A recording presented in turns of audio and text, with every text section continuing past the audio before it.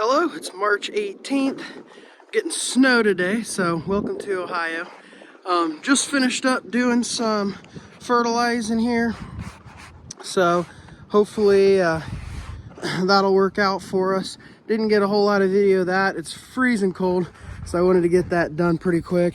But basically we just used some 12-12-12 fertilizer, and then just the hand spreader here, spread it all out through the area. What we're looking at right now, I already got lime down about a month ago, worked it into the soil real good. So we're gonna let this fertilizer sit. Gonna probably work it in here, and we're supposed to be getting some rain, so hopefully in the next day or two we'll get it worked in when I get some time. Let the rain hit it, and then hopefully next week it's supposed to be in the 50s and we'll be planting some clover.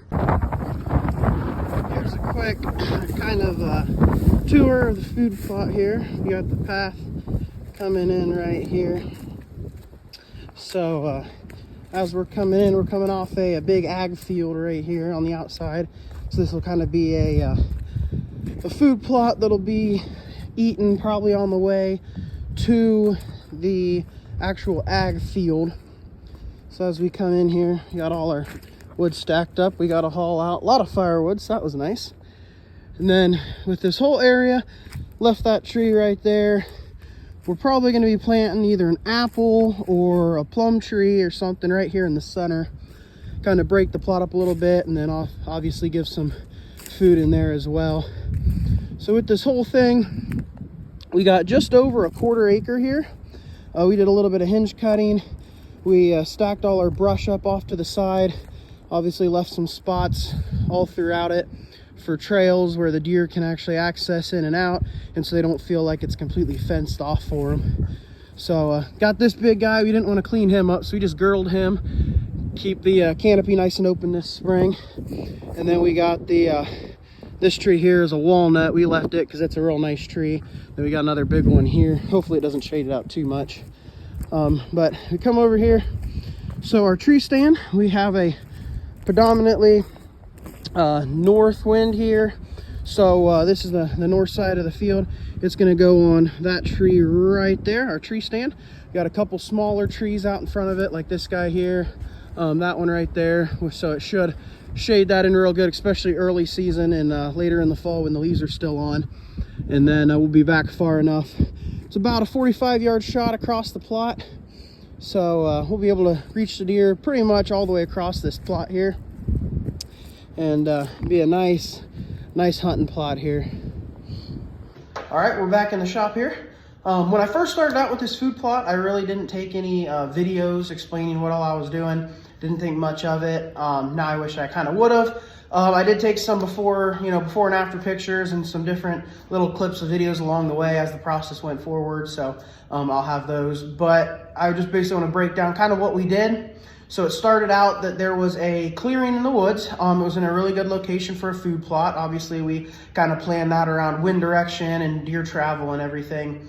So we wanted kind of a hidey hole type of food plot in the woods for deer. We have a lot of ag around our area. So we wanted somewhere that the deer could stop, eat before they came out to the ag field, hopefully get some daylight bucks, stopping in just to hang out for a bit before going out into the main ag.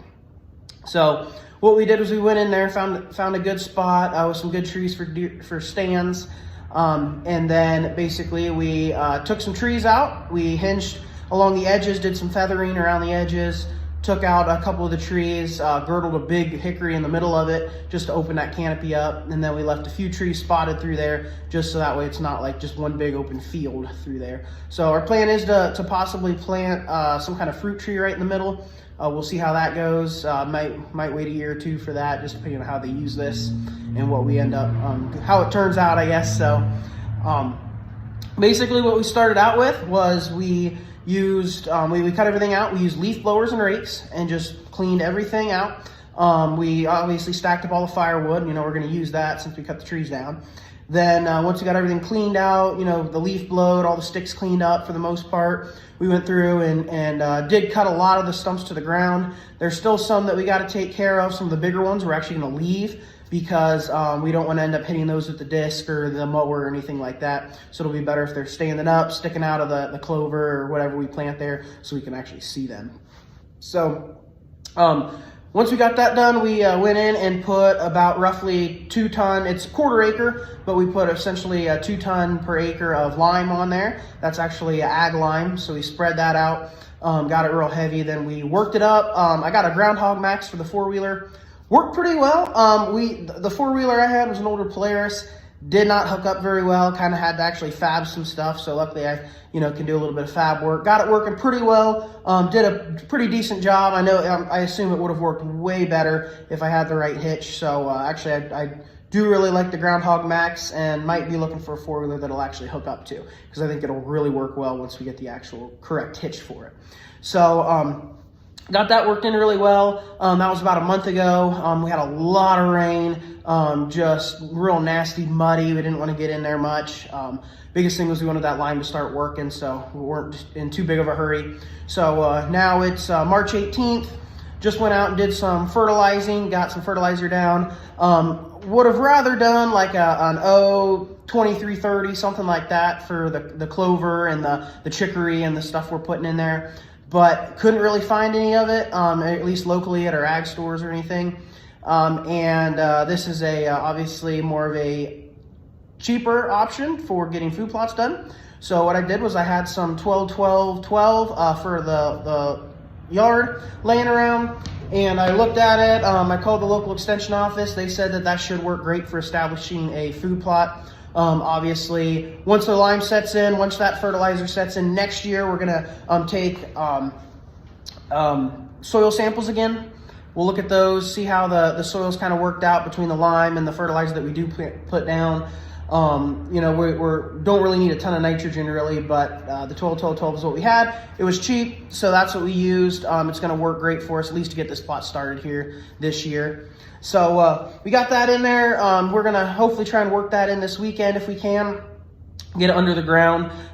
If we aren't able to actually disc it in, what we'll probably do is at least bring a drag over it, get it, somewhat under the ground. We are supposed to have like 5 days of rain straight here this next week, so I think that'll work that fertilizer in the ground pretty well. It is in a area that it's kind of hard to get in with the 4-wheeler, so if it's rainy, it's going to be muddy, and don't want to tear it all up, make it all a big mud hole before the rain. So we'll see what we decide to do with that. So basically, once it dries out and warms up here, hopefully soon, because we're about 5 weeks away from opening our turkey season, and we want this clover plot to be working for turkey season. So we're really hoping, we got a couple huge elm trees in the area that we're hoping the turkeys will start roosting in. They do a little bit of roosting in it, but we're hoping with this clover plot, it'll really bring more turkeys into the area and have like a nice strut zone, nice place so they can pick bugs off the clover and everything for them. So what we're gonna do, we have a couple different options of food here. So what I'm doing to start out with, we have this domain here. I've never used it, but I've heard a lot of good things from them. So that's what we're starting with. I actually got Comeback Kid and Hot Chick. This Comeback Kid is mostly clover, just a bunch of different types of clover. It is a perennial, and then this Hot Chick here is clover along with chicory. So the chicory is supposed to be a little bit higher in protein. It is supposed to work really well with lower pH soil until we get that soil built up. So what I'm going to do is I'm actually going to mix these together in a bucket and spread them both together. So I have a little bit of mix of all the different types of clovers with the chicory and everything. And I will have enough. Each one of these does a 1/4 acre, so I'll actually have a 1/2 acre worth here. I am going to spread it a little bit heavy since it's the beginning of the plot. And then I may use the rest of it on a smaller plot. We're looking to do more of a kill plot over in our other woods. And then if not, I'll have a little bit left over for next year to go ahead and frost seed in the fall. Make sure, we fill any gaps or anything that we need. Frost seed the next spring. Yeah, that's what we're planning on doing. We got some No BS from Domain for our bigger plot, some Incognito for some screening that we're going to be doing around the big plot. We'll get to that later. Haven't really started working on it yet, but that's going to be more of a fall, late winter style plot. So not in too big a hurry for that. We're working on this clover plot to really bring the turkeys in and hopefully have that done and growing by this spring here. So we'll keep you updated on how things go. I'll take some videos when we go to either work it up or do some planning, and we'll see you then.